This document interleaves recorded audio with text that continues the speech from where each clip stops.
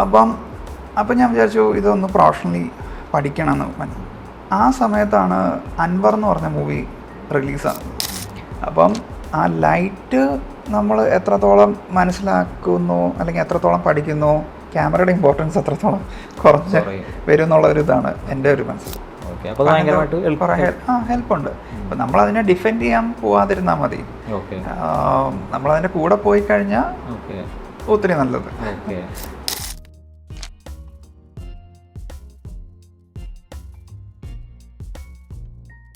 അപ്പോൾ welcome to the show. Thank you. Okay, നമുക്കിപ്പോൾ നമ്മുടെ ഫോട്ടോഗ്രാഫി ഫീൽഡിന് ഒരു വലിയൊരു നഷ്ടം ഉണ്ടായിരിക്കുകയാണ്. കാരണം നമ്മുടെ രാധാകൃഷ്ണൻ സാറ് ഇന്നലെ മരിച്ചു. സോ അദ്ദേഹത്തിന് വേണ്ടി പ്രാർത്ഥിച്ചിട്ട് നമുക്ക് തുടങ്ങാം. സാർ, അപ്പോൾ welcome to the show. Thank you. Okay, എനിക്ക് സാറിനെ ഏകദേശം ഒരു 10 വർഷമായിട്ട് അറിയാം. ഞാൻ സാറിൻ്റെ കൂടെ 10 വർഷമായിട്ട് അസിസ്റ്റ് ചെയ്തിട്ടുണ്ട്, അസോസിയേറ്റായിട്ട് വർക്ക് ചെയ്തിട്ടുണ്ട്. അപ്പോൾ സാറിൻ്റെ ഏകദേശം സ്റ്റൈലും കാര്യങ്ങളൊക്കെ എനിക്കറിയാം. ബട്ട് തുടക്കക്കാർക്ക് ഒരു ഫോട്ടോഗ്രാഫിയിലേക്ക് എൻ്റർ ചെയ്യാൻ വേണ്ടിയിട്ട് ഭയങ്കര ഇൻട്രസ്റ്റിംഗ് ആയിട്ട് നിൽക്കുന്നവർ ഒരുപാട് പേരുണ്ട്. അപ്പോൾ അവർ പ്രൊഫഷണൽസ് ഡീൽ ചെയ്യുന്ന രീതി കാര്യങ്ങളൊന്നും ചിലപ്പോൾ അറിയുണ്ടാവില്ല. അവർക്ക് യൂട്യൂബിൽ നിന്നുള്ള എക്സ്പീരിയൻസ് മാത്രമേ ഉണ്ടാവുള്ളൂ. അപ്പോൾ സാറിൽ നിന്ന് എന്ത് കിട്ടും എന്നുള്ളതാണ് നമ്മൾ നോക്കുന്നത്. ഫീൽഡിലോട്ട് എൻട്രി ചെയ്ത കാര്യം പറയുകയാണെങ്കിൽ എൻ്റെ ഡിഗ്രി B.Pharm ആയിരുന്നു, ഫാർമസി. അപ്പം ഞാനതിൻ്റെ PGക്ക് പോകാനായിട്ട് ന്യൂസിലാൻഡിൽ പോകാനായിട്ടുള്ളൊരു പ്ലാനിലിരിക്കുമായിരുന്നു. അപ്പോൾ IELTS ഒക്കെ എഴുതി അത് പാസ്സായി. അപ്പോൾ എനിക്ക് ആ ഒരു സമയത്ത് ഞാൻ പറയുന്നത് ഒരു 15-16 ഇയേഴ്സ് ബാക്ക് കഥയാണ് പറയുന്നത്. അപ്പോൾ ആ സമയത്ത് കുറച്ച് ഫ്രീ ടൈം കിട്ടി എനിക്ക്. അപ്പോൾ എനിക്ക് ഫോട്ടോഗ്രാഫി ഭയങ്കര ഇഷ്ടമായിരുന്നു. അപ്പോൾ ഞാൻ എൻ്റെ ഒരു കസിൻ്റെ ഒരു ട്രാവൽ പേജ് ഉണ്ടായിരുന്നു ഫേസ്ബുക്കിൽ. അന്ന് ഫേസ്ബുക്ക് ആണല്ലോ ഭയങ്കര ഫേമസ്. അപ്പോൾ മൈ കേരള എന്നായിരുന്നു കസിൻ്റെ ട്രാവൽ പേജിൻ്റെ പേര്. അവരൊരു ടൂർ കമ്പനി സ്റ്റാർട്ട് ചെയ്തു. അപ്പോൾ അവർക്ക് പിക്ചേഴ്സ് വേണം. അപ്പോൾ അന്നത്തെ സമയത്ത് കേരളത്തിൻ്റെ പിക്ചേഴ്സും എന്നൊക്കെ പറയുന്നത് ഇച്ചിരി കുറവാണ്. അപ്പോൾ അവരുടെ അഡ്വർടൈസ്മെൻറ്റ്സ് ആണോ, അവരുടെ റിസോർട്ടിൻ്റെ അഡ്വർടൈസ്മെന്റ്? ഇല്ല, അതൊരു ടൂർ കമ്പനി ആയിരുന്നു. അപ്പോൾ അവർക്ക് അവരുടെ പ്രൊമോഷന് വേണ്ടിയിട്ട് പിക്ചേഴ്സ് വേണം. ഐ മീൻ കേരള പിക്ചേഴ്സ് വേണം. സോ ഞാനപ്പോൾ അവർക്ക് വേണ്ടിയിട്ട് ഓരോ ടൂറ് അടിക്കും, അല്ലെങ്കിൽ ട്രാവൽ ചെയ്യും. അപ്പം ഓരോ സ്ഥലത്ത് പോകും, നമ്മൾ ഓരോ പിക്ചേഴ്സ് എടുക്കും, അവർക്ക് ഡെലിവറി ചെയ്യും എന്നുള്ളതായിരുന്നു. അപ്പം കേരളത്തിലെ മിക്ക സ്ഥലത്തും എനിക്കിങ്ങനെ ട്രാവൽ ചെയ്യാനുള്ള ഒരു ഭാഗ്യം കിട്ടിയിട്ടുണ്ട്. അപ്പോൾ അതിൽ നിന്ന് ഗ്രാജുവലി എനിക്ക് ഫോട്ടോഗ്രാഫിയോട് കൂടുതൽ ഇഷ്ടം വന്നു. അപ്പം അത് കഴിഞ്ഞ് ഞാൻ എൻ്റെ ഒരു കസിനെ മീറ്റ് ചെയ്യാനായിട്ട് പറ്റി. പുള്ളി അഡ്വർടൈസിങ്ങിലെ ഫോട്ടോഗ്രാഫറായിരുന്നു. അപ്പം ആ സമയത്ത് അഡ്വർടൈസിങ് ഫോട്ടോഗ്രാഫി എന്താണെന്നും കൂടെ എനിക്കത്ര അറിയത്തില്ലായിരുന്നു. അപ്പം ഫോട്ടോഗ്രാഫി എന്ന് പറയുമ്പോൾ ഇനീഷ്യലി എല്ലാവരുടെ മനസ്സിലോട്ട് വരുന്നൊരു കാര്യം എന്ന് പറഞ്ഞാൽ wedding, travel, photo journalism, wild life, nature, അങ്ങനത്തെ കാര്യങ്ങളൊക്കെയാണല്ലോ. അപ്പം അഡ്വർടൈസിങ് ഫോട്ടോഗ്രാഫർ എന്ന് കേട്ടപ്പോൾ ഞാൻ വിചാരിച്ചു ഇതെന്താ സംഭവം. അപ്പോൾ ഞാൻ കുറച്ചൊന്ന് നോക്കി, ഞാൻ പുള്ളിയെ മീറ്റ് ചെയ്യാൻ പോയി. പുള്ളിയുടെ പേര് മാത്യു മാത്തനായിരുന്നു. അപ്പം പുള്ളി കുറേ വർക്ക്സ് ചെയ്യുന്നുണ്ട്. അപ്പം ഞാൻ കാണുന്ന, നമ്മളിപ്പോൾ ട്രാവൽ ചെയ്യുമ്പോൾ കാണുന്ന ബിൽ ബോർഡ്സിലൊക്കെയുള്ള പിക്ചേഴ്സൊക്കെ കുറേയൊക്കെ പുള്ളി എടുത്തായിരുന്നു. അപ്പം അന്നത്തെ സമയത്ത് സിലിക്കോൺ, ഭീമ, ആലപ്പാട്ട്, അപ്പം അങ്ങനത്തെയൊക്കെ പിക്ചേഴ്സൊക്കെ എടുത്തിട്ടുണ്ടായിരുന്നു. അപ്പോൾ ആ ബ്രാൻഡിന് വേണ്ടിയിട്ടുള്ള പിക്ചേഴ്സൊക്കെ.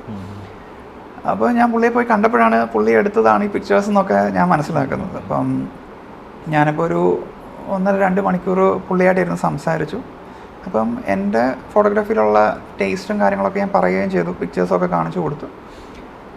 അപ്പോൾ എന്നോട് ചോദിച്ചു വാട്ട്സ് യുവർ ഫ്യൂച്ചർ പ്ലാൻ എന്ന് ചോദിച്ചപ്പോൾ ഞാൻ പറഞ്ഞു ലൈക്ക് ഹോപ്പ്ഫുള്ളി ഞാൻ B.Pharm കഴിഞ്ഞു, അപ്പം ഇനി അപ്പോൾ അതിൻ്റെ PG ചെയ്യാനായിട്ടുള്ള പ്ലാനാണെന്ന് പറഞ്ഞു. അപ്പോൾ അതാണ് ഇഷ്ടമെന്ന് ചോദിച്ചു. അപ്പോൾ ഞാൻ പറഞ്ഞു അത് ഇഷ്ടം ഒന്നുമില്ല, പിന്നെ അതാണല്ലോ അതിൻ്റെ ഒരു പ്രൊസീജിയർ, അങ്ങനെയാണുള്ളത് പോകണ്ടേ എന്നുള്ള രീതിയിൽ ഞാൻ പറഞ്ഞു. അപ്പം പുള്ളി എന്നോട് പറഞ്ഞൊരു കാര്യമുണ്ട്, ഞാനിപ്പോഴും ഓർത്തിരിക്കുന്ന ഒരു കാര്യമാണ്. എന്നെ ഏറ്റവും കൂടുതൽ ഇൻസ്പയർ ചെയ്ത കുറച്ച് സെൻറ്റൻസും കൂടെ അത്, ലൈഫിൽ ഇഷ്ടമുള്ളൊരു കാര്യം ചെയ്യുക, ലൈഫ് ലോങ് സന്തോഷം ഉണ്ടാവുമെന്ന് പറഞ്ഞു. അപ്പം ഇനീഷ്യലി ഞാൻ അത് കേട്ടപ്പോൾ ഓക്കെ ശരിയാണല്ലോ പുള്ളി പറഞ്ഞത്. എന്നെ വെച്ച് നോക്കുമ്പോൾ എനിക്ക് ഫാർമസി അത്ര താല്പര്യമുള്ളൊരു ഫീൽഡല്ല, എനിക്ക് ഫോട്ടോഗ്രാഫിയാണ് ഇഷ്ടം. അപ്പോൾ എന്തുകൊണ്ട് അതൊരു പാഷൻ മാത്രമല്ല കരിയറാക്കി സെലക്ട് ചെയ്തുകൂടാന്ന് ഞാൻ ആലോചിച്ചു. സ്വിച്ച് ചെയ്യാൻ തീരുമാനിച്ചു. അതെ, സ്വിച്ച് ചെയ്യാൻ തീരുമാനം എന്ന് പറഞ്ഞാൽ ഞാനിപ്പോൾ ഒരു 2-3 ദിവസമായിരുന്നു ആലോചിച്ചു. ഇപ്പം സ്വിച്ച് ഒരു കരിയർ സ്വിച്ച് ചെയ്യുക എന്ന് പറയുന്നത് അത്ര എളുപ്പമുള്ള ഒരു കാര്യമല്ലല്ലോ. സോ ലൈക്ക് ഇപ്പം ഫാർമസി ആണെങ്കിൽ ഞാൻ 4 വർഷം പഠിച്ചു, അപ്പം അത് വേസ്റ്റ് ആവും, അങ്ങനത്തെ കുറേ കാര്യങ്ങളുണ്ടല്ലോ. പുതിയൊരു കരിയർ കൂടി സ്റ്റാർട്ട് ചെയ്ത് പഠിക്കാൻ. അതെ, നമ്മൾ പുതിയൊരു കരിയർ സ്റ്റാർട്ട് ചെയ്യണം, അസിസ്റ്റ് ചെയ്യാൻ പോകേണ്ടി വരും, പഠിക്കാൻ പോകേണ്ടി വരും. അപ്പം അതിൻ്റെ ഒരു പ്ലാനിങ്ങും കാര്യങ്ങളൊക്കെ വേണം, അത് പ്രോപ്പറായിരിക്കണം. പിന്നെ ഇത് അങ്ങനെ എല്ലാവരും വരുന്ന ഒരു ഫീൽഡല്ല അഡ്വർടൈസിങ് ഫോട്ടോഗ്രാഫി എന്ന് പറയുന്നത്. ആ സമയത്തും ഇപ്പോഴും അതെ. അപ്പം കാരണം വെച്ചാൽ ഫോട്ടോഗ്രാഫി ഭയങ്കര സീരിയസ് ആയിട്ട് അപ്രോച്ച് ചെയ്യുന്നവർക്ക് മാത്രമേ അഡ്വർടൈസിങ് ഫോട്ടോഗ്രാഫിയിലോട്ട് വരാൻ പറ്റുള്ളൂ. കാരണം വെച്ചാൽ അതിൻ്റെ ഒരു 95% ലൈറ്റ്സിൻ്റെ കളികളാണ്. അപ്പോൾ ലൈറ്റ്സ് നമ്മൾ പ്രോപ്പറായിട്ട് പഠിക്കണം, അങ്ങനത്തെ കുറേ കാര്യങ്ങളുണ്ട്. ക്യാമറയെക്കാട്ടും ക്യാമറയ്ക്ക് ഇമ്പോർട്ടൻസ് ഇല്ല എന്നല്ല ഞാൻ പറഞ്ഞ്, ഒരു 5% 10% ഇമ്പോർട്ടൻസ് ഉണ്ട്. സ്റ്റിൽ ലൈറ്റിംഗ് അറിയാവുന്ന ഒരാൾക്ക് അഡ്വർടൈസിങ് ഫോട്ടോഗ്രാഫർ ആകാൻ പറ്റുള്ളൂ. അപ്പം ഞാനിരുന്ന് ആലോചിച്ചു, ഒരു 2-3 ഡേയ്സ് ഇരുന്ന് ആലോചിച്ചു സ്വിച്ച് ചെയ്യണമെന്ന്. അപ്പോൾ ഞാൻ ആലോചിച്ചു ശരിയാണ്, പുള്ളി പറഞ്ഞ കാര്യം കറക്റ്റാണ്, എന്നാൽ പിന്നെ മാറിക്കളയാന്ന് വിചാരിച്ചു. ഞാൻ വീട്ടിൽ ചോദിച്ചപ്പോൾ വീട്ടുകാർക്ക് വലിയ പ്രശ്നം ഉണ്ടായിരുന്നില്ല. അതൊരു സ്ട്രഗിളായിരുന്നു, കാരണം ഒരു 4 വർഷത്തെ ഒരു എക്സ്പെൻസും ഉണ്ടല്ലോ പഠിക്കുന്നത്. അതുണ്ടായിരുന്നു. പക്ഷേ ഞാൻ എൻ്റെ ഫ്യൂച്ചർ ആലോചിച്ചു. ആക്ച്വലി ഞാൻ മുന്നോട്ടൊന്ന് ആലോചിച്ചു. മുന്നോട്ട് ആലോചിച്ചപ്പോൾ ഞാനിപ്പം PG എടുക്കാനായിട്ട് പുറത്ത് എബ്രോഡ് പോയി കഴിഞ്ഞാലും it will be more tough. പഠിക്കാൻ ഭയങ്കര പാടാണ്, അതിൻ്റെ എക്സാംസ് ഉണ്ട്, അത് ക്ലിയർ ആകണം, എന്നിട്ട് ജോലി കിട്ടണം.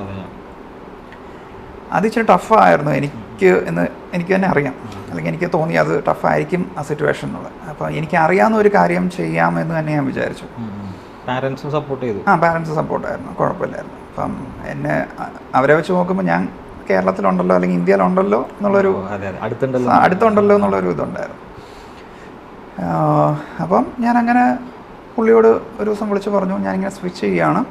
അപ്പോൾ പുള്ളി ഇപ്പം പറഞ്ഞു, എടാ ഞാനങ്ങനെ പറഞ്ഞതല്ല, നീ ആലോചിച്ചിട്ട് എടുത്താൽ മതി. ഞാൻ പറഞ്ഞല്ല, ഞാൻ ആലോചിച്ച് തന്നെയാണ്, എനിക്ക് ചേട്ടനെ അസിസ്റ്റ് ചെയ്യണം എന്ന് തന്നെ ഉണ്ടെന്ന് പറഞ്ഞു. പുള്ളി പറഞ്ഞു എന്നെക്കാട്ടും ബെറ്റർ ഫോട്ടോഗ്രാഫേഴ്സ് ഉണ്ട്, ഞാൻ വേണമെങ്കിൽ കണക്ട് ചെയ്ത് തരാമെന്ന് പറഞ്ഞു. ഞാൻ പറഞ്ഞില്ല, I will be more comfortable with you, so ഞാൻ അസിസ്റ്റ് ചെയ്തോളാം എന്ന് പറഞ്ഞു. അതെ. അപ്പം കസിൻ്റെ കസിനാണ്. അപ്പം ഞാൻ ഒരു 1 വർഷം 1.5 വർഷം പുള്ളി അസിസ്റ്റ് ചെയ്തു. അപ്പം എനിക്കത് കുറച്ച് ടഫായിരുന്നു ഇൻ ദ സെൻസ് ലൈക്ക് ഞാൻ ഒരു ബേസ് ഇല്ലാതെയാണ് പുള്ളിയുടെ അടുത്ത് കയറിയത്. അതായത് നമുക്ക് ഫോട്ടോഗ്രാഫി അറിയാമെന്ന് പറയുമ്പോൾ എനിക്ക് ക്യാമറ റിലേറ്റഡ് ആയിട്ടുള്ള കാര്യങ്ങൾ ആയിരുന്നു അറിഞ്ഞുകൊണ്ടിരുന്നത്. ക്യാമറയിലെ സെറ്റിങ്സ്, അല്ലെങ്കിൽ ക്യാമറ ഷട്ടർ, അപ്പർച്ചർ, ISO എന്നുള്ള സെറ്റിങ്സിൻ്റെ അല്ലെങ്കിൽ അത് റിലേറ്റഡ് ഉള്ള കാര്യങ്ങൾ, ടെക്നിക്കൽ കാര്യങ്ങളായിരുന്നു എനിക്ക് അറിയുന്നത്. അപ്പം ലൈറ്റിനെ പറ്റി എനിക്ക് അറിയത്തില്ലായിരുന്നു. അപ്പോൾ ലൈറ്റിനെ പറ്റി അതിൻ്റെ ഒരു ബേസ് ഇല്ലാതെ ആണ് ഞാൻ ഒരു ഹൈ എൻഡ് സ്ഥലത്തോട്ട് എത്തിയത്. അപ്പോൾ എനിക്കത് ഇച്ചിരി ടഫായിരുന്നു ഇനീഷ്യലി. അപ്പം പിന്നെ കുഴപ്പമില്ല, പിന്നെ ഗ്രാജുവലി അത് ചെയ്ത് വന്നു. എന്നാലും സ്റ്റിൽ ലോട്ട് ഓഫ് കൺഫ്യൂഷൻസ് ഉണ്ടായിരുന്നു അവിടെ. ഇപ്പം നമുക്കൊരു എവിടെ ലൈറ്റ് വെക്കണം, എങ്ങനെ വെക്കണം, ഹാർഡ് ലൈറ്റ് വേണോ, സോഫ്റ്റ് ലൈറ്റ് വേണോ, അത് എവിടെ ഏത് സമയത്ത് അത് അപ്ലൈ ചെയ്യണം, അങ്ങനത്തെ കുറേ കൺഫ്യൂഷൻസ് ഉണ്ടായിരുന്നു. സിറ്റുവേഷൻ മനസ്സിലാക്കി ലൈറ്റ് ചെയ്യാനുള്ള ഒരു കൺഫ്യൂഷൻ ഉണ്ടായിരുന്നു. എക്സാക്ട്ലി. അപ്പം ഞാൻ വിചാരിച്ചു ഇതൊന്ന് പ്രൊഫഷണലി പഠിക്കണമെന്ന്. ആ സമയത്താണ് അൻവർ എന്ന് പറഞ്ഞ മൂവി റിലീസാകുന്നത്. അതെ. അപ്പം അതിൻ്റെ പ്രൊമോഷൻസ് അന്ന് ഭയങ്കര ട്രെൻഡിങ് ആയിരുന്നു. ഷഹീൻ താഹ. അതെ. അപ്പം ഞാൻ ഇത് ആരാണെന്ന് നോക്കിയപ്പോൾ ഷഹീൻ താഹ എന്ന് പറഞ്ഞ ഫോട്ടോഗ്രാഫറായിരുന്നു. അപ്പോൾ ഞാൻ പുള്ളിയെ കോണ്ടാക്ട് ചെയ്തു, വിളിച്ച് സംസാരിച്ചു. അപ്പം എനിക്ക് വന്ന ഒരു മലയാളി എന്നുള്ള രീതിയിൽ പുള്ളിയാണെന്ന് തോന്നുന്നു, ഫസ്റ്റ് കോഴ്സ് ചെയ്ത് പഠിച്ച് വന്നെന്ന് തോന്നുന്നു, I mean light and life ചെയ്യുന്ന. അപ്പം പുള്ളി പറഞ്ഞു, നീ like if you are serious go to light and life എന്നുള്ള രീതിയിൽ പറഞ്ഞു. അപ്പം ഞാൻ ഊട്ടിയിലാണ് ലൈറ്റ് ആൻഡ് ലൈഫ് എന്ന് പറഞ്ഞ ഈ ഫോട്ടോഗ്രാഫി അക്കാഡമി. അത് ഏഷ്യയിലെ തന്നെ വൺ ഓഫ് ദ ലാർജസ്റ്റ് അക്കാഡമിയാണ്. അപ്പം ഞാൻ അവിടെ ജോയിൻ ചെയ്തു. അപ്പോൾ 1 ഇയർ PG ഡിപ്ലോമ കോഴ്സായിരുന്നു. അപ്പം അത് ഒത്തിരി ഹെൽപ്ഫുള്ളായിരുന്നു, ആക്ച്വലി ഒത്തിരി നല്ലതായിരുന്നു ആ കോഴ്സ്. അപ്പം അവിടുത്തെ ഇക്ബാൽ മുഹമ്മദ് സാറുണ്ട്. അപ്പോൾ സാറ് തന്നെ കുറേ ക്ലാസ്സസ് ഞങ്ങൾക്ക് എടുത്തു. അപ്പം പുള്ളി എന്നൊക്കെ പറഞ്ഞ ബ്രൂക്സ് USA എന്നൊക്കെ പഠിച്ച് വന്ന ഫോട്ടോഗ്രാഫറാണ്. പുള്ളി ഇനീഷ്യലി അഡ്വർടൈസിങ് ആയിരുന്നു, പിന്നെ കോളേജുമായിട്ട് ഇങ്ങനെ സ്റ്റാർട്ട് ചെയ്തു. അവിടെ നിന്നാണ് പിന്നെ എൻ്റെ ജേണി അങ്ങ് ശരിക്കും സ്റ്റാർട്ട് ചെയ്യുന്നത്. അപ്പം കോഴ്സ് ചെയ്തുകൊണ്ടിരുന്ന ഓരോ ടൈമിലും ആണ് നമുക്ക് മനസ്സിലായത് ഇതെന്തിനാണ് ചെയ്യുന്നത്, അല്ലെങ്കിൽ ലൈറ്റിംഗ് എങ്ങനെയാണ് നമ്മൾ പഠിക്കേണ്ടത്. അപ്പോൾ അന്ന് അസിസ്റ്റ് ചെയ്തുകൊണ്ടിരുന്ന സമയത്ത് എനിക്കുണ്ടായിരുന്ന കൺഫ്യൂഷൻസ് എല്ലാം ഞാൻ കോഴ്സ് ചെയ്തപ്പോൾ ക്ലിയറായി. മനസ്സിലായോ? അപ്പം ബേസ് അപ്പം എനിക്ക് കിട്ടി തുടങ്ങിയപ്പോൾ ഇപ്പുറത്ത് എന്താണ് നടന്നതെന്നുള്ളത് എനിക്ക് മനസ്സിലായി തുടങ്ങി. നമ്മൾ എന്തിനാണ് ആ മോഡലിന് സോഫ്റ്റ് ലൈറ്റ് യൂസ് ചെയ്തത്, അല്ലെങ്കിൽ ഇപ്പുറത്ത് ഹാർഡ് ലൈറ്റ് യൂസ് ചെയ്തത്, അങ്ങനത്തെ കാര്യങ്ങൾ. ലൈറ്റ് എങ്ങനെയാണ് പ്ലേസ് ചെയ്യേണ്ടത്, എത്ര ഡിസ്റ്റൻസ്. അപ്പോൾ ഇപ്പം ഫോർ എക്സാമ്പിൾ ഒരു 15 സെൻറ്റിമീറ്റർ ഡിസ്റ്റൻസ് വെക്കുമ്പോൾ തന്നെ ലൈറ്റിന് വ്യത്യാസം വരും. അപ്പം നമ്മൾ ഓരോരുത്തരുടെ ഫേസ് നോക്കി ലൈറ്റ് അപ്പ് ചെയ്യുന്നത്, ഏജ്, അങ്ങനത്തെ കുറേ കാര്യങ്ങളുണ്ട്. ടെക്സ്ചർ എന്തായാലും വ്യത്യാസം വരും. പിന്നെ ഓരോ മോഡിഫയേഴ്സ്, നമുക്ക് നമ്മുടെ ഇഷ്ടമുള്ള മോഡിഫയേഴ്സ് നമ്മൾ തന്നെ കുറേ നാളും കൊണ്ട് മനസ്സിലാക്കിയെടുക്കും. അപ്പം പിന്നെ പുതിയ വരുന്ന മോഡിഫയേഴ്സ് ട്രൈ ഔട്ട് ചെയ്യുക, അതിൻ്റെ റിസൾട്ട്, അങ്ങനത്തെ കുറേ കാര്യങ്ങൾ ഇതിനകത്തുണ്ട്. സാർ കോഴ്സ് ചെയ്ത കാര്യം പറഞ്ഞപ്പോൾ സാറിന് ഒരു ബേസ് കിട്ടിയെന്ന് പറഞ്ഞില്ലേ? അതെ. സോ സാറിന് ആദ്യം ഉണ്ടായിരുന്നത് ടെക്നിക്കൽ നോളജ് മാത്രമായിരുന്നു, അതായത് ക്യാമറയുമായിട്ട് ബന്ധപ്പെട്ട കാര്യങ്ങളായിരുന്നു. അതെ. ലൈറ്റുമായിട്ട് ബന്ധമുണ്ടായിരുന്നില്ല. ഇല്ല. അപ്പോൾ സാർ ഏത് ക്യാമറയാണ് ആദ്യമായിട്ട് ചൂസ് ചെയ്തത്, അല്ലെങ്കിൽ ആദ്യമായിട്ട് വാങ്ങി തന്നതോ, അല്ലെങ്കിൽ സാറ് പേഴ്സണലി വാങ്ങിച്ചതോ, അങ്ങനെ ഒരു ക്യാമറ ഉണ്ടോ? ഓക്കെ, ഞാൻ ഏറ്റവും ആദ്യം യൂസ് ചെയ്തിരുന്നത് യാഷിക്കയുടെ ഒരു ക്യാമറയായിരുന്നു. ഫിലിം. ഓക്കെ. വീട്ടിലൊക്കെ ആയിട്ട് യൂസ് ചെയ്തിരുന്നു. അത് കഴിഞ്ഞ് ഞാൻ ഈ ട്രാവലൊക്കെ സ്റ്റാർട്ട് ചെയ്തപ്പോൾ എനിക്ക് കസിനൊരു ക്യാമറ വാങ്ങിച്ചു വന്നിരുന്നു. ഓക്കെ. അത് ക്യാനോണിൻ്റെ 500D ആണ്. അപ്പം അന്നത്തെ കാലത്ത് 500D ക്യാനോൺ എന്നൊക്കെ പറയുന്നത് വലിയ ക്യാമറയാണ്. ആക്ച്വലി വളരെ ചുരുക്കം ആൾക്കാരുടെ കയ്യിലേ ഉള്ളൂ. അപ്പം അന്നത്തെ കിങ് എന്ന് പറയുന്നത് എനിക്ക് തോന്നുന്നത് ക്യാനോൺ 5D എന്ന് പറഞ്ഞൊരു ക്യാമറ ഉണ്ടായിരുന്നു. ഇപ്പോഴത്തെ ആൾക്കാർക്ക് അറിയുമെന്ന് എനിക്കറിയില്ല. ഇപ്പോഴത്തെ ഉള്ള 5D Mark 2 അല്ലെങ്കിൽ Mark 4 Mark 3 ക്യാമറാസിൻ്റെ ഫസ്റ്റ് ക്യാമറ. അപ്പോൾ അത് നല്ല ഒരു കിടിലൻ ക്യാമറയായിരുന്നു ആ സമയത്ത്. അപ്പോൾ 5D അഫോർഡ് ചെയ്യാൻ പറ്റില്ല. സോ അതൊരു ഫുൾ ഫ്രെയിം ക്യാമറ, അത് ഫുൾ ഫ്രെയിമാണ്. അപ്പോൾ അത്രയും അത് എക്സ്പെൻസീവ് ആയിരുന്നു. അപ്പം ഒരു 500D അഫോർഡബിൾ ആയിരുന്നു. 500Dയും ഒരു കിറ്റ് ലെൻസസും ഉണ്ടായിരുന്നു. 18-35ഉം ഒരു 55-250mm ലെൻസും ഉണ്ടായിരുന്നു. അപ്പോൾ അതായിരുന്നു ഫസ്റ്റ് ക്യാമറ. മെയിൻലി എൻ്റെ കൂടെ കിട്ടുന്ന കിറ്റ് ലെൻസ്. അതെ. അപ്പോൾ നമുക്ക് ഇനീഷ്യലി അത് മതിയല്ലോ. അപ്പോൾ കോഴ്സ് പഠിക്കാനാണെങ്കിലും ട്രാവലിന് പോകുമ്പോഴും അത് മതിയായിരുന്നു. അപ്പം അത് ഓൾവൈസ് ലൈക്ക് ഭയങ്കര ഫേവറേറ്റ് ആയിട്ട് ഉള്ളൊരു ക്യാമറയായിരുന്നു ആ സമയത്ത്. അതെ. ഓക്കെ. ഇപ്പോൾ സാറ് യൂസ് ചെയ്യുന്ന ക്യാമറ ഏതാ? ഇപ്പം ഞാൻ യൂസ് ചെയ്യുന്നത് 2 ക്യാമറാസാണ് ആക്ച്വലി. ഇപ്പം ഒന്ന് 35mm ക്യാനോണിൻ്റെ 5D SR എന്ന് പറഞ്ഞൊരു ക്യാമറയുണ്ട്. ഓക്കെ. നമ്മുടെ അത് അത്ര കോമൺ ക്യാമറ അല്ല.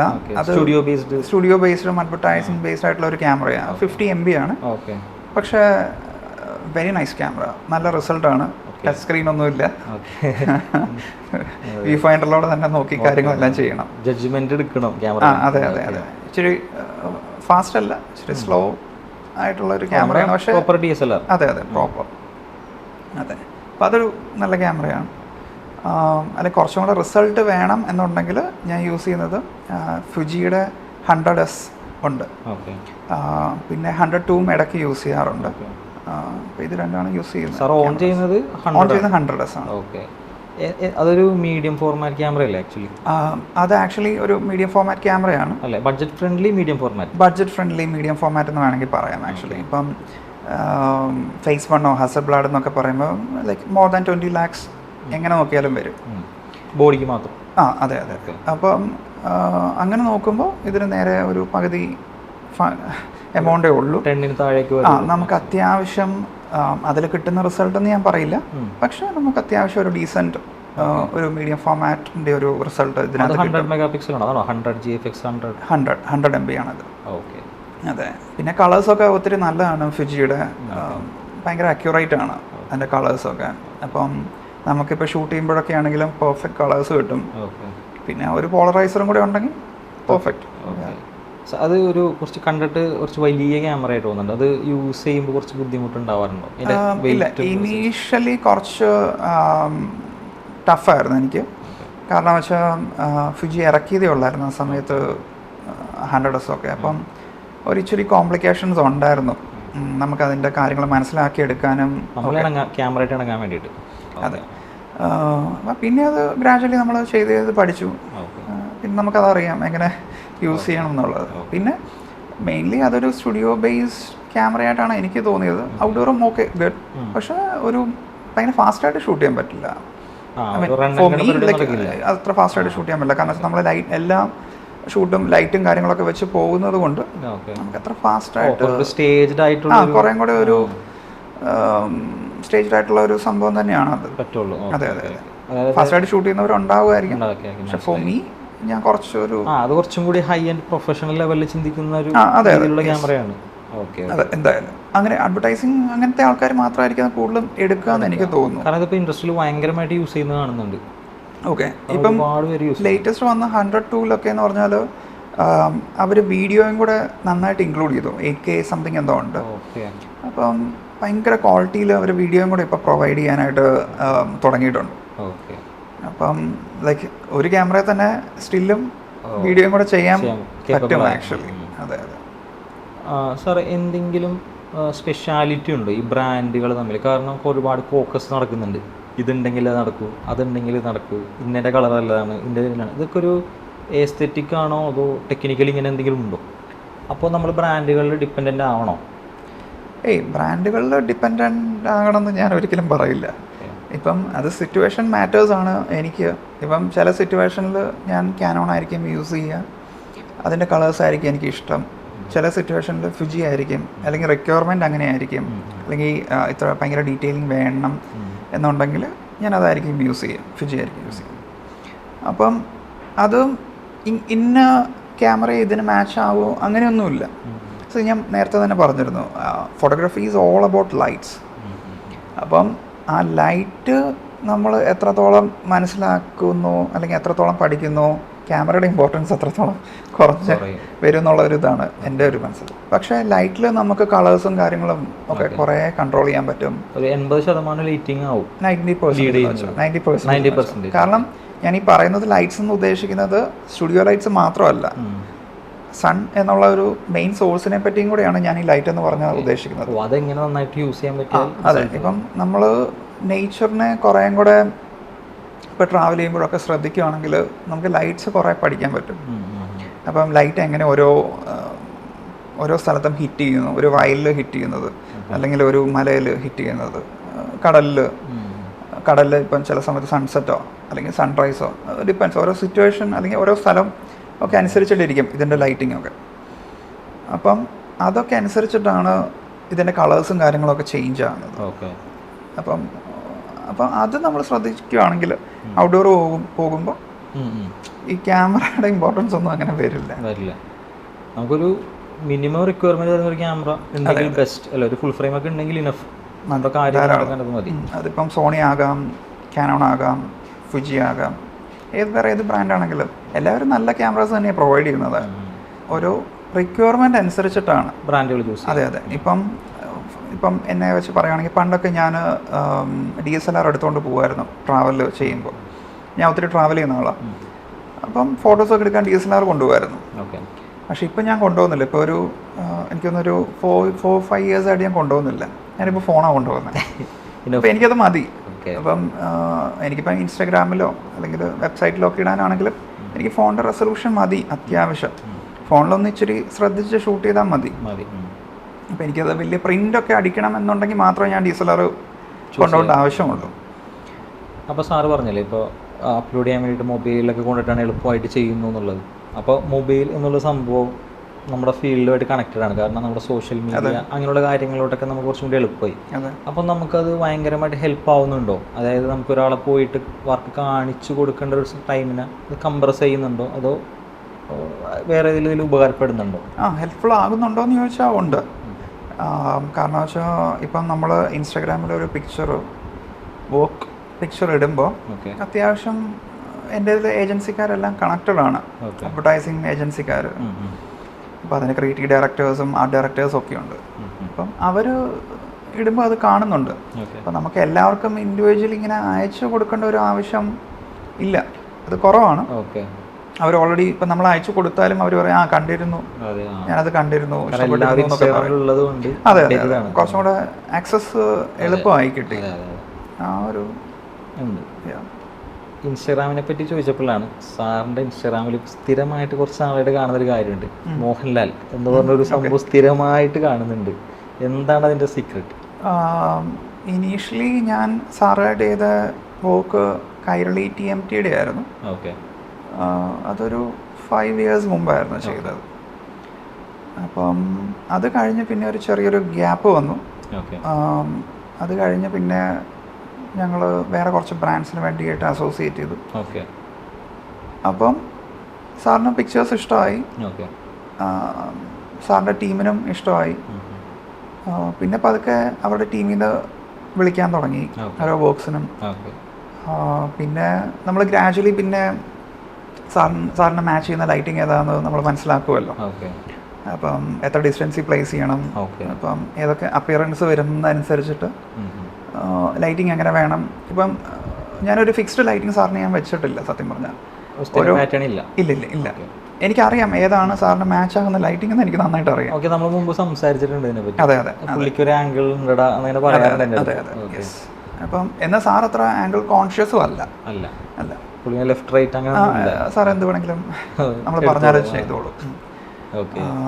അപ്പം പക്ഷേ ഓരോ അഡ്വർടൈസിങ് ഷൂട്ടിൻ്റെയും റിക്വയർമെൻറ്റ് അനുസരിച്ചിട്ട് ഐഡിയാസും അല്ലെങ്കിൽ അതിൻ്റെ കോൺസെപ്റ്റ് അനുസരിച്ചിട്ടായിരിക്കും നമ്മൾ ലൈറ്റിംഗ് വെക്കുക. അപ്പം പക്ഷേ എന്നാൽ സാറിനത് മാച്ച് ആകുന്നത് പോലെയും ഇവിടെ നോക്കി ശ്രദ്ധിച്ചായിരിക്കും നമ്മൾ വെക്കുക. ചിലപ്പോൾ അത് സോഫ്റ്റ് ലൈറ്റ് ആകാം, ചിലപ്പോൾ അത് ഹാർഡ് ലൈറ്റ് ആകാം. ബട്ട് സ്റ്റിൽ ഇതുവരെ എന്തായാലും കുഴപ്പമില്ല, അതെല്ലാം പോയിട്ടുണ്ട്. ഇപ്പോൾ ഏകദേശം നമ്മൾ എറണാകുളം ടൗണിൽ കൂടി സഞ്ചരിക്കുമ്പോൾ മോഹൻലാലിൻ്റെ ഒരു പിക്ചർ ഉണ്ടെങ്കിൽ, ഒരു ഹോർഡിങ് ഉണ്ടെങ്കിൽ അതൊരു മിക്കതും സാറെടുത്തതാണെന്നാണ് എൻ്റെ ഒരു ധാരണ. കാരണം കൈരൽ TMT, നമ്മുടെ യൂറോ ഗാർഡ്, ഇങ്ങനെ 1-2 സാധനങ്ങൾ കണ്ടായിരുന്നു. പുള്ളിയായിട്ട് വർക്ക് ചെയ്യുമ്പോൾ എങ്ങനെ ഒരു ഇത് കിട്ടാറുണ്ടോ, ഒരു കംഫർട്ട് കിട്ടാറുണ്ടോ, സാറിൻ്റെ കൺട്രോളിൽ കിട്ടാറുണ്ടോ അത്ര വലിയൊരു സ്റ്റാറിന്? എനിക്ക് ഭയങ്കര കംഫർട്ടബിൾ ആണ് ആക്ച്വലി. സാറായിട്ട് വർക്ക് ചെയ്യാൻ ഭയങ്കര കംഫർട്ടബിൾ ആണ്. അപ്പം എൻ്റെ ഒരു വർക്ക് പ്രോസസ്സ് ആണെങ്കിലും നമുക്ക് ഭയങ്കര എളുപ്പമാണ് സാറായിട്ട് വർക്ക് ചെയ്യാനായിട്ട്. അപ്പം സാറ് അങ്ങനെ ദേഷ്യപ്പെടുകയൊന്നുമില്ല. അപ്പം നമുക്ക് എന്താ വേണ്ടതെന്ന് വെച്ചാൽ അത് ഡെലിവറി ചെയ്യും. അതിനൊരു മടിയും ഇതുവരെ കണ്ടിട്ടില്ല. അപ്പം നമ്മൾ പോയി പറഞ്ഞാലും പുള്ളിയെല്ലാം ഓക്കെയാണ്, കാര്യങ്ങൾ ചെയ്യാനും ഒക്കെയാണ്. നമ്മൾ കറക്റ്റായിട്ട് ഒരു പ്ലാൻ ഉണ്ടാവും. എങ്ങനെ ഏറ്റവും നമ്മൾ ഇമ്പോർട്ടൻസ് കൊടുക്കുന്നത് സമയമാണ് അവിടെ. അപ്പോൾ സാറിൻ്റെ സമയം ഭയങ്കര പ്രഷ്യസ് ആണ്. അപ്പം നമുക്ക് കിട്ടുന്നത് ചിലപ്പോൾ 10 minutes 15 minutes ആയിരിക്കും. അപ്പം സാറ് വരുന്നതിന് മുമ്പ് നമ്മൾ A to Z പ്രിപ്പേർഡ് ആയിരിക്കും. ലൈറ്റിംഗ് എല്ലാം ഒരു ടെസ്റ്റ് അടിക്കുകയുള്ളൂ. അപ്പം ആ ഒരു ടെസ്റ്റിൽ നമ്മൾ ക്ലിയർ ആക്കണം കാര്യങ്ങളെല്ലാം. സ്കിന്നും ഒക്കെ വ്യത്യാസമുണ്ട്.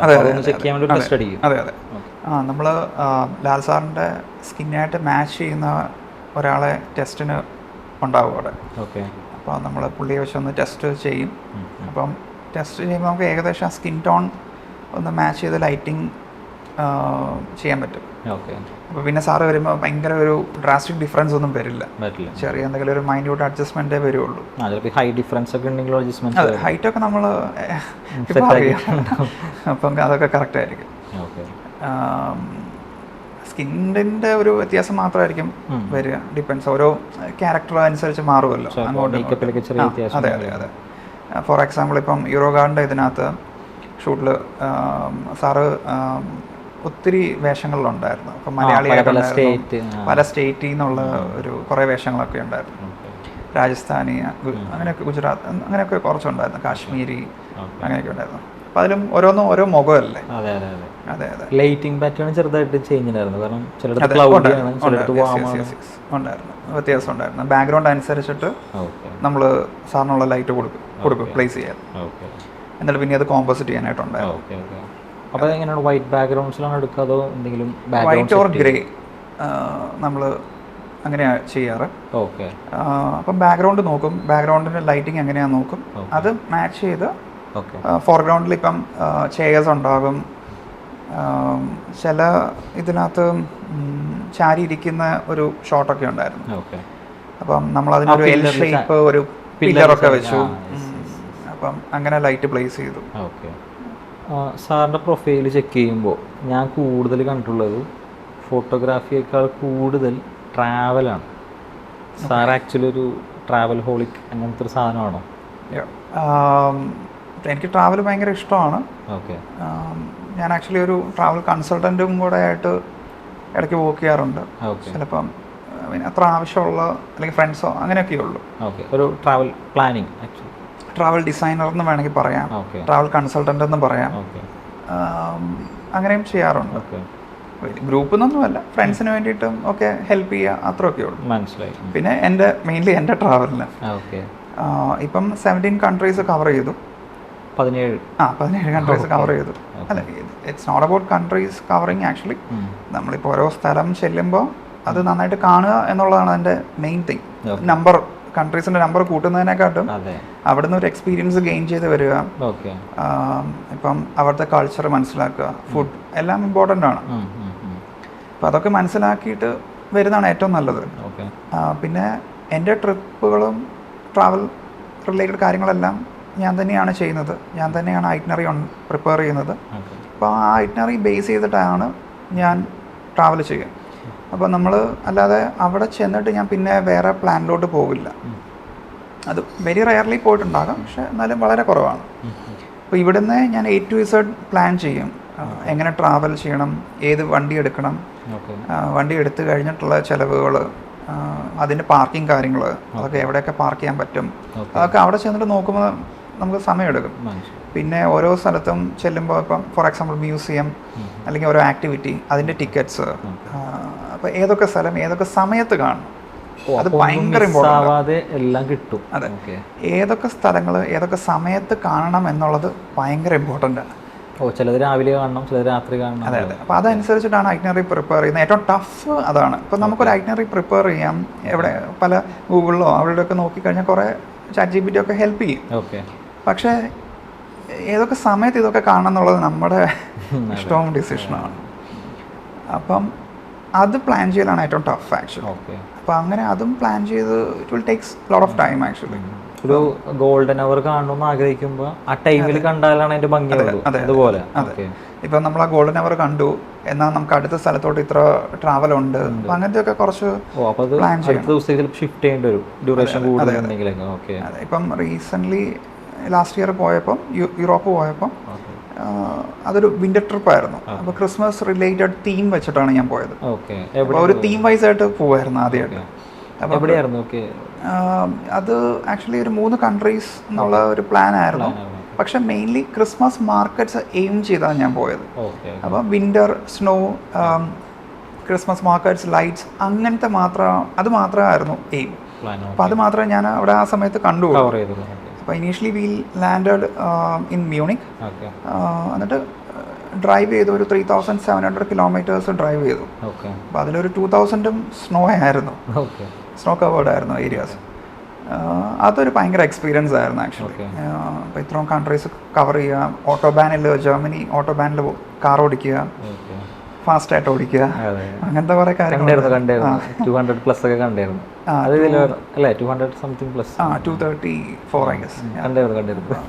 ഒരു ഫോട്ടോഗ്രാഫർ ആയിരിക്കെ, ഒരു ട്രാവലർ ആയിരിക്കെ, ഇത് രണ്ടും അങ്ങോട്ടും ഇങ്ങോട്ടും ഹെൽപ്പ് ചെയ്യാറുണ്ടോ? അതായത് ഫോട്ടോഗ്രാഫർക്ക് ട്രാവലിംഗ് ഭയങ്കരമായിട്ട് ഫോട്ടോഗ്രാഫി ഡെവലപ്പ് ചെയ്യാൻ ഹെൽപ്പ് ചെയ്യാറുണ്ടോ? ഫോട്ടോഗ്രാഫിയിൽ കൂടെ കാണുന്ന സ്ഥലങ്ങൾ ട്രാവൽ ചെയ്ത് കാണണമെന്ന് തോന്നാറുണ്ട്. രണ്ടും അങ്ങോട്ടും കൂടെ ഹെൽപ്പ് ചെയ്യാറുണ്ടോ?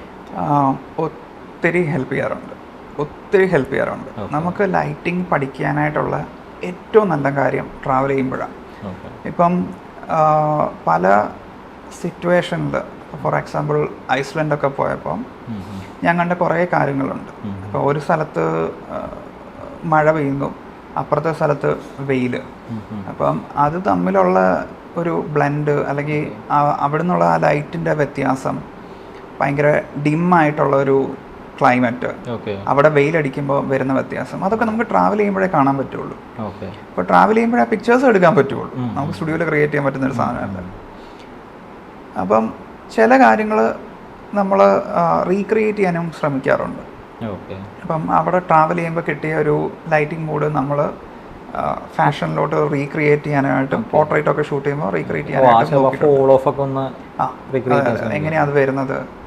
അപ്പം നമുക്ക് ചിലപ്പം സിമിലർ ഒരു ക്ലൈമറ്റ് ഇവിടെ കിട്ടുമ്പം ഓക്കെ ഇന്ന ലൈറ്റിംഗ് ആയിരിക്കും ഇതിന് ഏറ്റവും മാച്ച് ആകുക എന്നുള്ളതൊക്കെ നമുക്ക് ആ ട്രാവലിൽ പിടുത്തം കിട്ടുന്നതൊക്കെ. അപ്പം അങ്ങനെ കുറേ എക്സ്പീരിയൻസ് ഉണ്ട്. ട്രാവൽ ചെയ്യുമ്പോൾ ഞാൻ ലൈറ്റ് ഭയങ്കരമായിട്ടും ശ്രദ്ധിക്കുകയും ചെയ്യും, ഓരോന്നും ഹിറ്റ് ആവുന്നത്. അപ്പം ഫോർ എക്സാമ്പിൾ ഇപ്പം നമ്മൾ പറയുകയാണെങ്കിൽ ഇപ്പം കൊച്ചിയിൽ ഹിറ്റ് ആകുന്ന പോലെ എല്ലാ ലൈറ്റ് മൂന്നാർ ഇന്നർ സൈഡിൽ ഹിറ്റ് ആകുന്നത്, മൂന്നാറിൻ്റെ അകത്തൊക്കെ ഹിറ്റ് ആകുന്നത്, അല്ലെങ്കിൽ ഊട്ടിയിൽ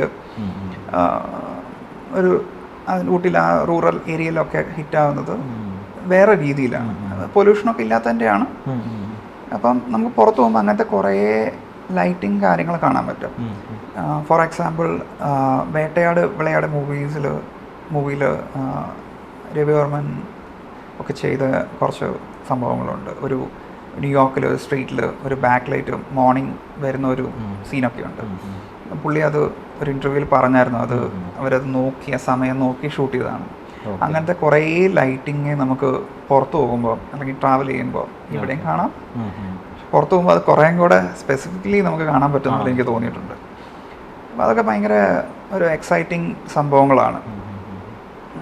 പിന്നെ മഴ, എനിക്ക് ഏറ്റവും ഇഷ്ടപ്പെട്ട ഒരു ലൈറ്റ് എന്ന് പറയുന്നത് വെയിലായിരിക്കുന്ന സമയത്ത് ഭയങ്കര ക്ലൗഡ്സ് കയറും, കാർമേഘം കയറി വരുമ്പോൾ വരുന്നൊരു ലൈറ്റിങ്ങിൻ്റെ ഒരു മൂഡുണ്ട്. മഴ പെയ്യുന്നതിന് തൊട്ട് മുമ്പ് വരുന്നവരുണ്ട്, എന്നാൽ ലൈറ്റ് ഉണ്ട് താനും, എന്നാൽ ഭയങ്കര മൂഡി ആയിട്ട് വരുന്ന ഒരു ടൈമുണ്ട്. അപ്പം നമുക്കൊരു മിക്സ് ഓഫ് ഒരു വാം ആൻഡ് കൂൾ അങ്ങനത്തെ ഒരു കളേഴ്സ് കിട്ടും. അത് ഭയങ്കര ഇൻട്രസ്റ്റിംഗ് ആയിട്ട് തോന്നിയിട്ടുണ്ട്. Very rarely we will get it, പക്ഷെ അത് നല്ല രസമായിട്ട് എപ്പോഴും കിട്ടാത്തൊരു സാധനമല്ലേ. അതെ അതെ.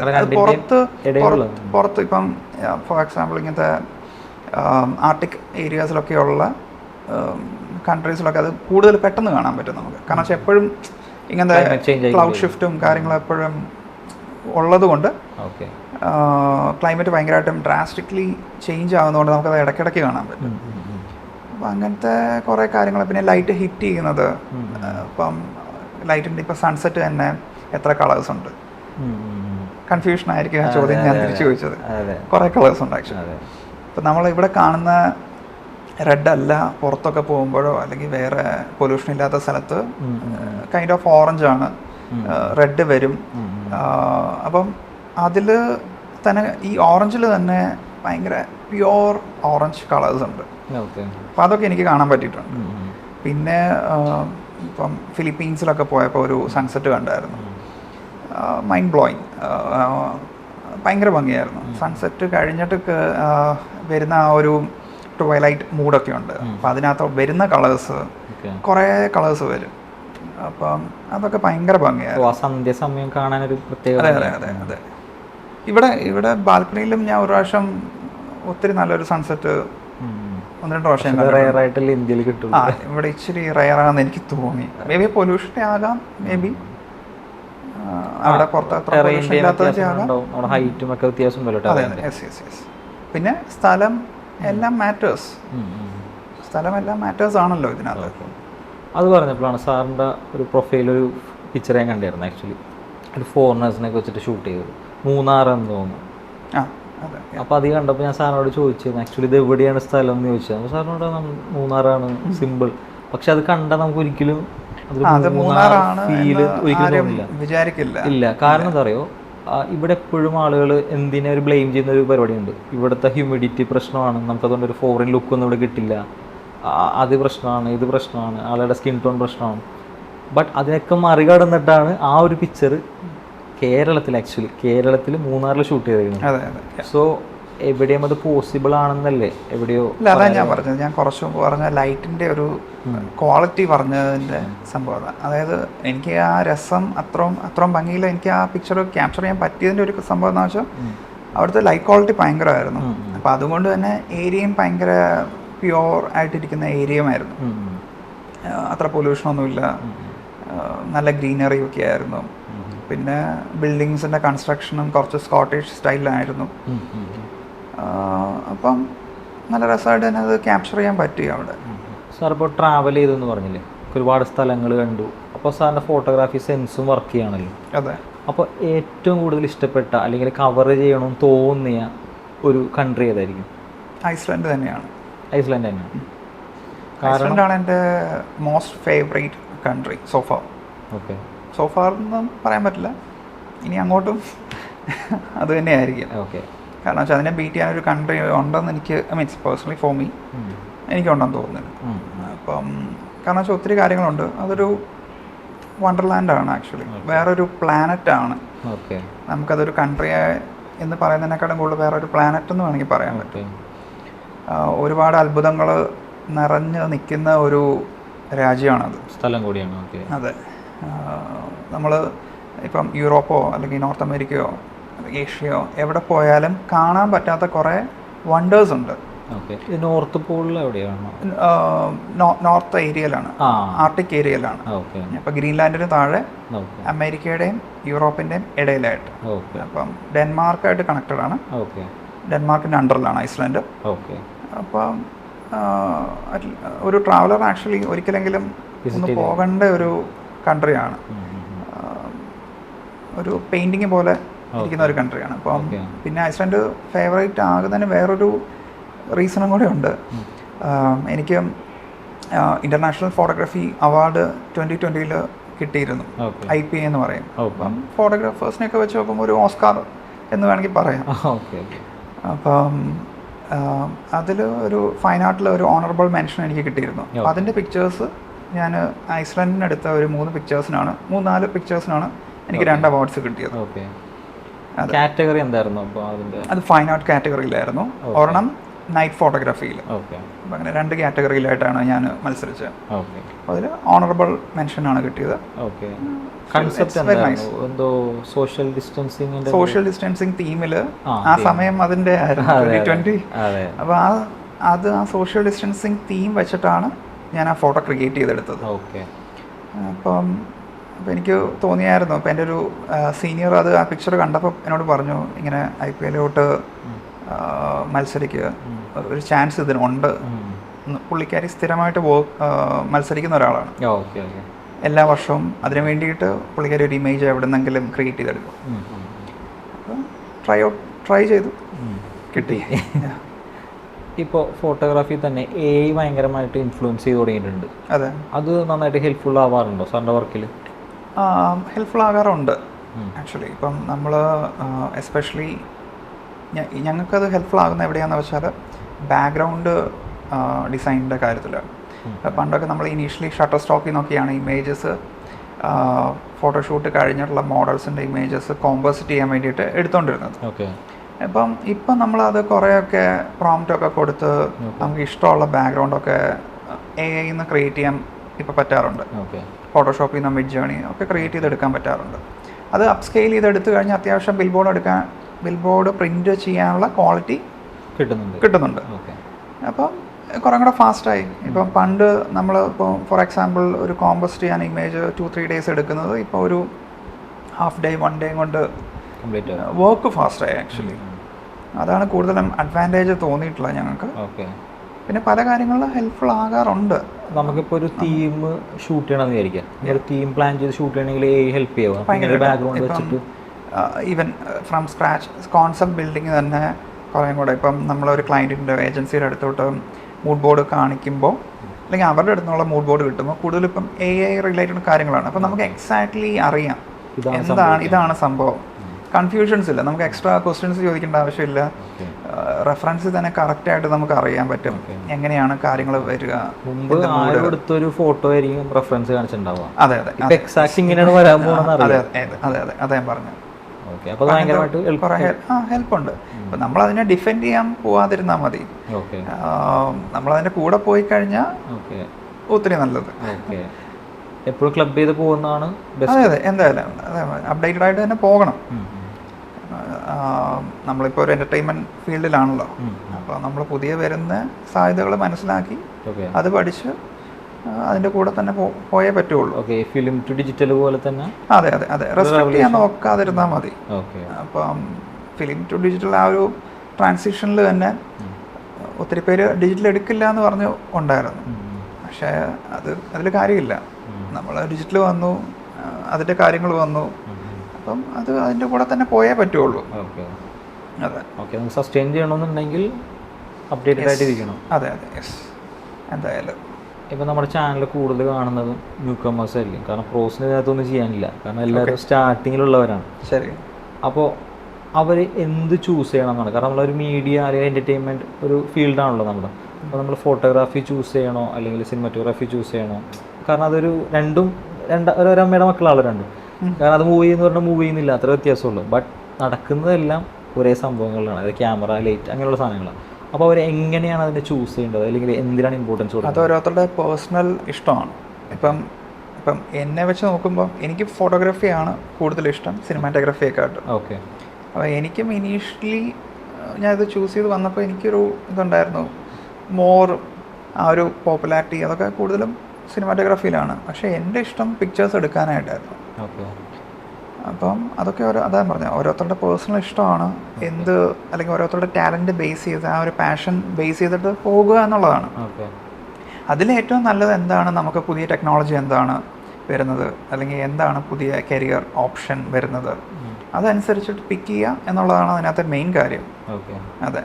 രണ്ടിലാണെങ്കിലും നമ്മൾ ലൈറ്റിങ്ങിൽ കുറച്ചും കൂടി ഇമ്പോർട്ടൻസ് കൊടുത്ത് കാണാം, അതോ ടെക്നിക്കലായിട്ടുള്ള അതർ സൈഡും കൂടി? അല്ല, ടെക്നിക്കൽ കാര്യങ്ങൾ അറിയണം. ടെക്നിക്കൽ കാര്യങ്ങൾ നമുക്ക് പഠിച്ചെടുക്കാവുന്നതേ ഉള്ളൂ. പക്ഷേ ലൈറ്റ് മീൻസ് അത് കുറച്ചും കൂടെ എളുപ്പത്തിൽ നമുക്ക് പഠിച്ചെടുക്കാം. ഓക്കെ. പക്ഷെ lighting will take time. Okay. അപ്പോൾ അതൊന്നെങ്കിൽ കോഴ്സ് പഠിക്കാൻ പോവുക, അല്ലെങ്കിൽ കുറച്ചാൾ അസിസ്റ്റ് ചെയ്യുക, നല്ല ഫോട്ടോഗ്രാഫേഴ്സിനെ അല്ലെങ്കിൽ സിനിമാറ്റോഗ്രാഫേഴ്സിനെ അസിസ്റ്റ് ചെയ്യുക, പലരെ അസിസ്റ്റ് ചെയ്യാം. അപ്പം പലരുടെ സ്റ്റൈലും പാറ്റേണും ലൈറ്റിംഗ് മൂഡും ഒക്കെ അറിയാൻ പറ്റും. ലൈറ്റിംഗ് പഠിക്കുകയാണെങ്കിൽ ബാക്കി കാര്യങ്ങൾ എളുപ്പമാവും. നമുക്കൊരു സ്ഥലത്ത് ചെല്ലുമ്പോൾ കൺഫ്യൂഷൻസ് ഉണ്ടാവില്ല.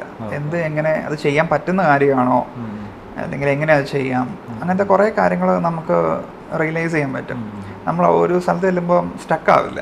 മനസ്സിലായി. അതെ. നമുക്കൊരു ആ സ്ഥലം ഒന്ന് അനലൈസ് ചെയ്യുന്ന ടൈം എടുക്കുള്ളൂ. അതെ, അതേ ഉള്ളൂ. ഫാസ്റ്റ് ആവും. അല്ലെങ്കിൽ ഇപ്പം നമ്മൾ ഫോർ എക്സാമ്പിൾ ലൊക്കേഷൻ ഇറക്കി ലൊക്കേഷൻ സ്കൗട്ടിംഗ് ഒക്കെ പോകുമ്പോൾ നമുക്ക് മനസ്സിലാവും ഈ സമയത്ത് ഇവിടെ ഏത് ഫ്രെയിം വെക്കണം, അല്ലെങ്കിൽ ഈ സമയത്ത് ഇവിടെ എന്താണ് ഷൂട്ട് ചെയ്യേണ്ടതെന്നൊക്കെ ആ ഒരു മൊമെൻറ്റിൽ തന്നെ നമുക്ക് പിടിത്തം കിട്ടും. ലൈറ്റ് എന്ന് പറയുന്നതിൽ സൺലൈറ്റ് വരാം, സിനി ലൈറ്റ്സ് വരാം, സ്റ്റുഡിയോ ലൈറ്റ്സ് വരാം, ഭയങ്കര അവൈലബിൾ പല സോഴ്സസ് വരാം. അപ്പം ഇതെല്ലാം മനസ്സിലാക്കണം നമ്മൾ. അല്ലാണ്ട് ഇപ്പം സ്റ്റുഡിയോ ലൈറ്റ്സ് മാത്രം അറിയാം എനിക്ക്, ബാക്കി ഓക്കെ എന്ന് പറയാൻ പറ്റില്ല. നമ്മൾ സൺലൈറ്റ് ഇപ്പം ഒരു ഔട്ട്ഡോർ ഷൂട്ടിന് പോകുമ്പോൾ സൺലൈറ്റ് എങ്ങനെ ബിഹേവ് ചെയ്യുന്നതെന്ന് അറിയണം. അത് സ്റ്റുഡിയോ ലൈറ്റ്സും കൂടെ എങ്ങനെ മിക്സ് ചെയ്യാമെന്ന് അറിയണം.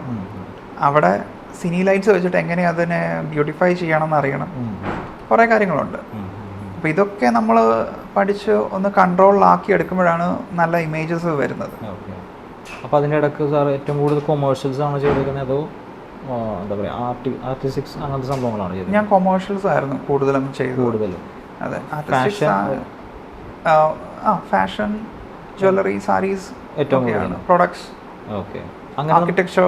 ഓക്കെ. അപ്പോൾ നമുക്ക് അങ്ങനെ ഒരു ചൂസിങ് ഉണ്ടാവും, നമുക്ക് കൊമേഴ്ഷ്യൽ ഇന്ന ഡിപ്പാർട്ട്മെന്റ് ചെയ്യാം അല്ലെങ്കിൽ ഇന്ന ഡിപ്പാർട്ട്മെന്റ് ചെയ്യാം? അല്ല, കൊമേഴ്ഷ്യലിൻ്റെ ഒരു ബെനിഫിറ്റ് അതാണ്. അപ്പോൾ കൊമേഴ്ഷ്യലിൽ ഒത്തിരി സബ് ബ്രാഞ്ചസ് ഉണ്ട്. ഇപ്പം ഇൻക്ലൂഡിങ് ഏരിയൽ വരും അതിനകത്ത്.